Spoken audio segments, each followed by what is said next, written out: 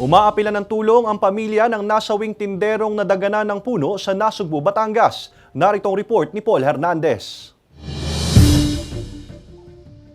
Dito sa panulukan ng Poblasyon 3 sa Nasugbu, Batangas, huling nakita ng tricycle driver na si Reynaldo ang street food vendor na si Virgilio. Nasawi ang 46 anyo sa tindero ng madaganan ng nabuwal na puno ng akasya habang humahagupit ang habagat at bagyong Karina, Martes ng gabi. Sa loob ng kanyang car, doon siya nakasubsob sa pagitan ng sidecar niya, sa gitna ng motor niya. Baluktot sir, pabaluktot dahil naipit ito yung ganto niya.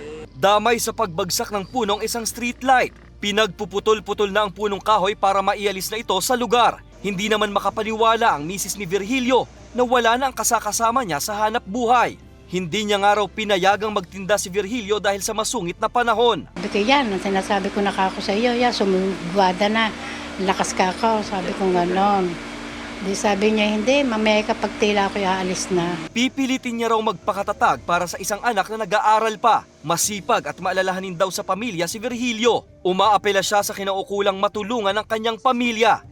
Yun nga po, baka po kami matutulungan. Yung anak niya na magka-college, hindi nga pa nga po nakakapamili ng mga gamit. Pari po aking isang apong grade 12.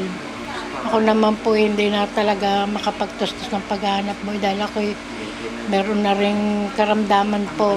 Sa July 31, nakatakdang ihatid sa himlaya ng nasawing padre de pamilya. Kasama si Kel Ravaca, Paul Hernandez, Balitang Southern Tagalog.